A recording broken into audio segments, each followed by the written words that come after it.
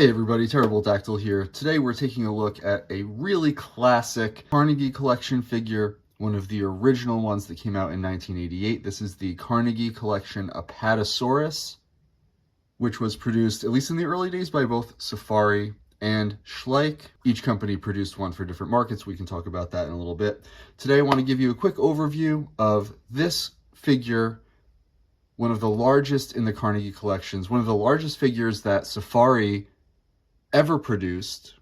I'll talk a little bit about the sculpt, and then we'll do some comparisons with later mold versions and paint versions, and talk about how the figure has changed over the years, and finally how you can identify which version of this figure you have, because there are a lot of versions of this figure. A lot of people have at least one of them, but a lot of them are the later ones which were in production for longer. So let's take a look at the classic Carnegie Collection Apatosaurus.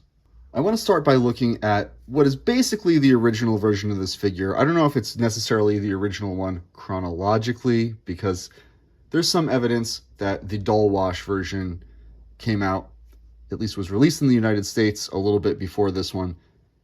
I call this the original. On my website, dinosaurmountain.net, I've been referring to these variants as the primary variants, because even if they're not necessarily the original in terms of release order, they're the closest in paint application, in sculpt, in overall vibe to the original paint masters produced by Forrest Rogers in 1988. Safari and Schleich both had a little bit of a hit or miss record translating those original paint masters into a finished product. But anyway, this is a good one to look at, because as you can see, the sculpt is going to be on these primary versions closest to the original sculpt, as close as you can get. The paint application is going to be more detailed and more similar to the hand-painted by Forrest Rogers versions that you can see in early catalogs like this one that you're looking at on screen right now. This is a hand-painted prototype. This is not a production model. But you can see that the actual production model tries, as good as they could probably do at that point in time to mimic the kind of subtle paint details on the original paint masters. Like, you've got some really nicely blended washes on the legs, sort of this beige wash on the legs and on the belly that mimic the almost sort of silvery beige wash that you can see on the catalog. There's some layered colors here. You can see multiple layers that were put in on the head, including purple and yellow, and then this sort of dark gray. All those lightly applied, which created, almost like the way that somebody might create a painting, created a very interesting effect, which is hard to capture on camera, to be honest. You can see it a little bit, but it's got a really professional looking aesthetic to it compared to some later versions.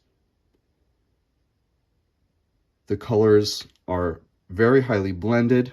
They're either hand painted or airbrushed, like you can see some airbrushing here along the transition from the belly to the back. But even on the belly, you've got various different hues of beige and yellow and even purple. You can see some of that purple on the foot showing through. And the paint is relatively detailed, like here on the mouth, which is very difficult to see, but they put a pink sort of gum line. They applied that first when they painted this at the factory, and then applied each individual tooth in white. So a lot of detail here on the face, even those tiny little details that most people wouldn't really bother to notice. As you can see, this variant is relatively rubbery. A lot of these primary versions were made of sort of beige or purplish or some kind of blend of beige and purple rubber. This one seems to be made of more of a standard typical gray rubber. Not that beige and purple, probably having something to do with the size of this thing. There are more rubbery versions, which we'll look at in a minute. But it's not hard plastic. You can see that there's some give here, especially at the tail. Pretty flexible. Thinking about the sculpt, the Apatosaurus is actually one of my favorite Carnegie sculpts. In terms of accuracy, it has not held up that well, but in terms of just the beautiful details and the way that this was sculpted, I really love the Apatosaurus. You can see that the skin texture doesn't appear to be an attempt to mimic scales. It's more of these larger, I guess some of these are a little bit scale-like, but there's a big focus on bigger patterns. The scales on this dinosaur would be too small to see at a 140 scale model like this. So you've got these wrinkles, sort of little crenulations, cracks and crevices in the skin, wrinkles sort of like elephantine wrinkles along the side and on the legs. The sculpt on this early model, still very sharp. Looks like somebody just carved the clay yesterday. The tail is mostly off the ground. It's got a little bit of an upswept curve here, but it emerges from the hip at a straight line, despite the fact that it's got that sort of old-fashioned hunchback, like they used to depict sauropods and sauropod mounts, with sort of a more arched back. The details of the feet, especially the front feet, are definitely incorrect by modern standards. You can see it's got too many claws. The inner claws look pretty good. It's got those very diplodocid, inner, I should say, 3 large curved claws. But then it's also got these 2 little nails on the outside, which we now know weren't there, which is kind of a minor detail. The front feet, obviously, most artists, especially toy companies, were getting this wrong up through the 90s. Too many nails, should only have this one inner one, and of course the feet should be in a column shape. But based on the time period this was released, I think those can be forgiven. My very favorite part of this sculpt is the neck. And there's just something about the way that this neck is bent and the musculature that Forrest Rogers sculpted along the sides of the neck. Both sides are flexed a little bit differently. This one you can see the muscles here along the neck are more stretched out. Here they're kind of more bunched together. It's very subtle, but it creates this impression that it's got this massive, robust neck that's craning, probably down to interact with the juvenile that was released in the same set. Craning almost, you can tell that this is probably what the sculptor envisioned as the limit of its neck flexibility. It's not a snake-like neck. The pose suggests a huge amount of under the skin, musculature, tendons, those big apatosaurian wide vertebrae creating this sort of flat bottom, and then you've got the throat bulging past that flat bottom, and it's craning its neck upwards, as you can see by all the bunched up skin and fat here along the shoulder. Really just a very dynamic pose, and you can see those subtle subcutaneous details in the musculature all over Forrest Rogers' early sculpts, here in the legs, as well as on the other side. Each leg in a different posture has muscles bulging or stretching, fat and skin bunching up in different ways to suggest motion, and it really all adds up. Even though outdated, in my opinion, this is one of the most alive looking models in the whole Carnegie collection. So now let's take a look at some of the variants. Like I said, this is the primary variant, which came out probably about 1988, maybe early 1989. There's also the much more famous dull wash version. Some people call this the gold wash version, as you can see, because it's got a much brighter yellow color. The sculpt is very similar, so this is also an early cast from that mold. The details are still very sharp compared to the primary version. You can see, just like on the primary version, it's got some noticeable mold lines here. This thing was so big and heavy, and the rubber must have really contracted a lot when they pulled it out of that mold. You can see there are some marks here from shrinkage and deformation as it was pulled from the mold. and these very noticeable mold lines. It's a three-part mold. You can see there's a belly and inner leg portion, and then the two halves of the dorsal side, the back, neck, and tail. The dull wash version was also pictured in an early 1988 catalog, and like I said, people have reported finding this particular version with the brighter yellow in stores in some museums in the United States as early as September 1988. So at least in the US, this is probably the earliest model. And another tell that this is a really early model is just how rubbery and flexible this is.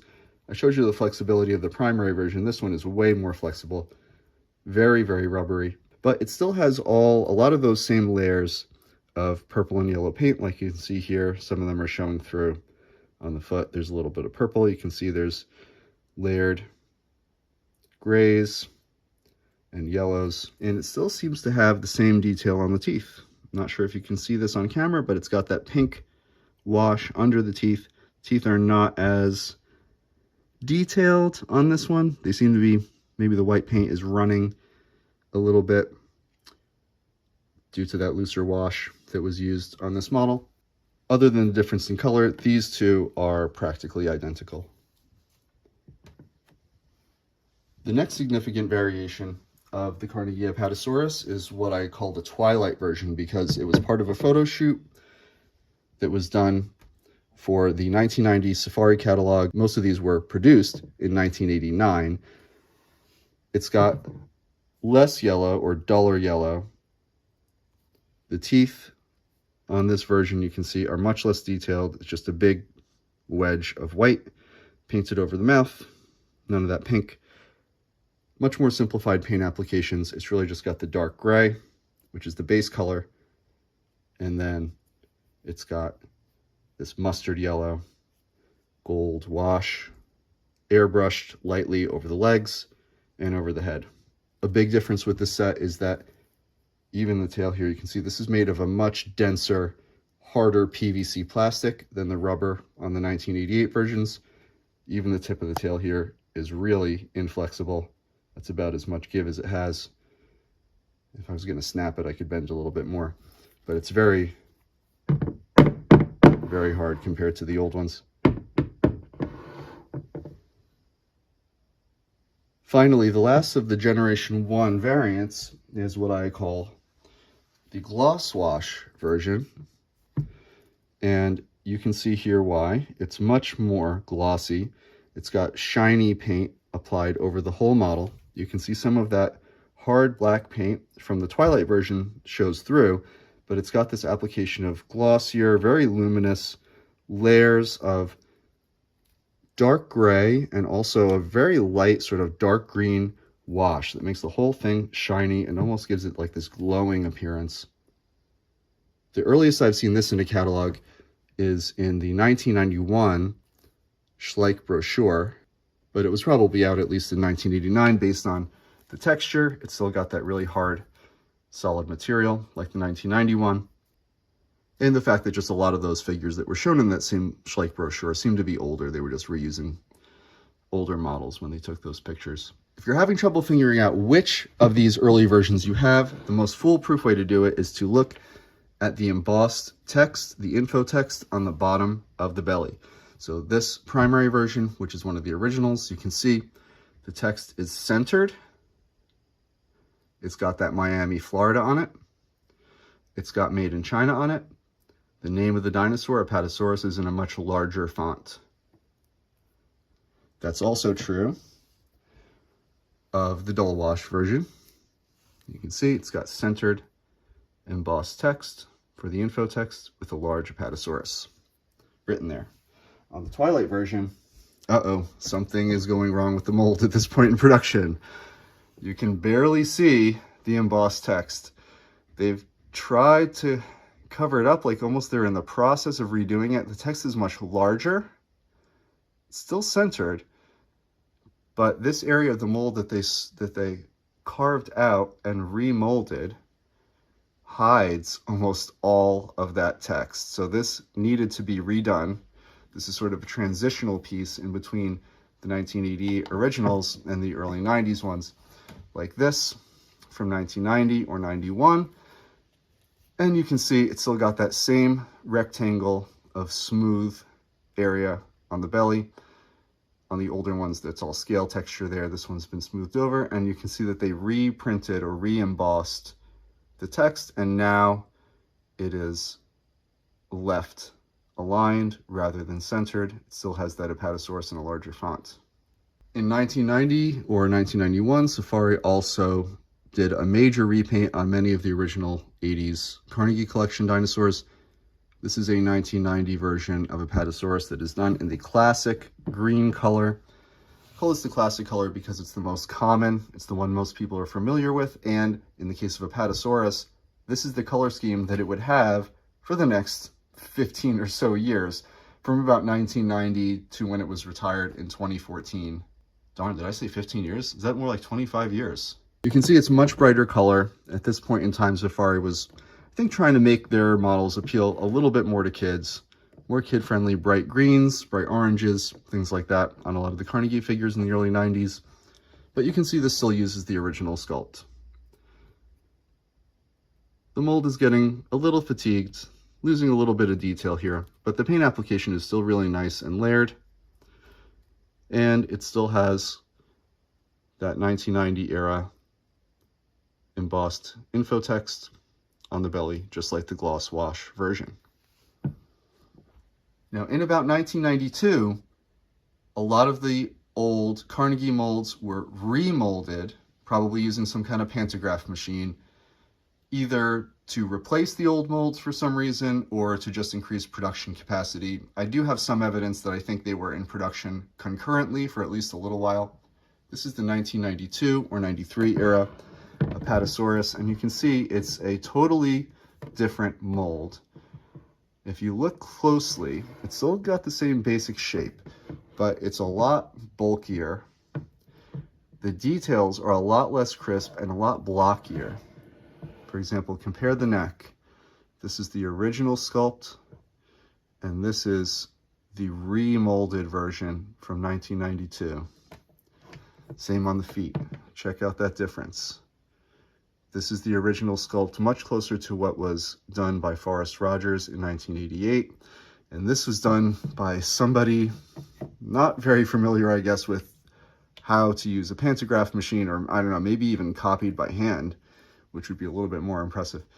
But anyway, this model is actually a lot heavier because when they remolded it and they added all this extra detail, this detail is embossed, meaning they would actually have to drill into the metal of the mold or increase the mass of the mold to add these extra wrinkles and things here. The plastic is also very solid on this one. And it's got a completely different embossed info text. You can see here's the original. And here, it's all new. It's even been flipped upside down. The three-piece mold is different here. It's still got a three-piece mold, but the belly section is narrower. And the info has been inverted. And the text is closer to all the same size here. It's got that addition of the CE mark, and instead of made in China, it just says China. Instead of Miami, Florida, famously, it's got that etched out.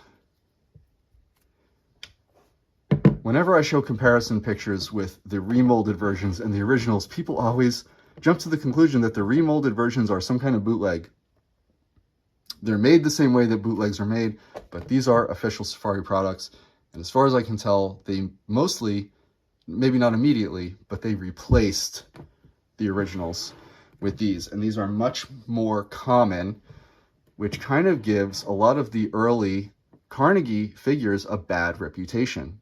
Because if you look at the original, and then you compare the remolded version, this one kind of looks like junk. It kind of looks like a cheap kid's toy compared to this, which is much closer to the work of an artist, which is what Forrest Rogers is. She's a legitimate artist. She sculpted all these. Whether or not she had the most paleontological accuracy is, you know, I don't want to say debatable. She probably didn't, but they're really good as pieces of art. This is neither accurate nor necessarily very aesthetic. So not a lot of people have fondness for these 90s Carnegie figures, which is why you have to try your best if you really want to collect Carnegies, find the originals. In the mid-90s, this was replaced again, and it was replaced with this. The remold of the remold. It is very, very different. It seems to be based on a completely new sculpt. You can really tell in the head, in the feet. All the details are different. Details on the side. Details of the wrinkles.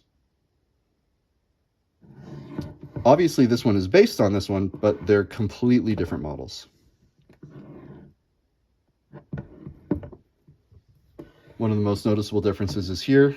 They swung the tail up, kind of playing lip service, I guess, to the idea that the tail shouldn't be dragging. Not that it's really dragging that much in the older ones. Still mostly off the ground. It's just the tip dragging on the ground. But I guess they made this look a little bit more dynamic, which is nice. I like this pose a little bit better than the old one. They didn't do anything to fix the feet because this still came out about 1997, and they weren't really aware of that yet. Eventually, this probably would have been completely resculpted had the line not ended. But the number one difference between the old Apatosauruses and the new ones are the size. And I'm going to swing around here to show this from the top, because you can see that the 1997 version, which is pretty much the same mold that was in use from 1997 to 2014 when it was retired, is much smaller than the older ones. It's smaller in terms of length, it's smaller in terms of width and height, and it's almost just like a shrunken down version. They probably created this one somehow using a pantograph machine as well, the same way that they would create a mini by sort of tracing the three-dimensional sculpt of the original. But it is significantly smaller, very, very much lighter than the old one, which probably cut down on shipping costs too, and made it easier for retailers to stock this. And like I said, this one was probably the most common in production from 1997 to 2014 with just minor changes. And there you have it. That's my overview of the Carnegie Collection Apatosaurus, a classic figure with what started out as a really great sculpt that went through a lot of changes over the years. You can see a lot more detail about those changes, breaking down each and every one on my website, dinosaurmountain.net. And until next time, this has been Terrible Dactyl for Jurassic Plastic.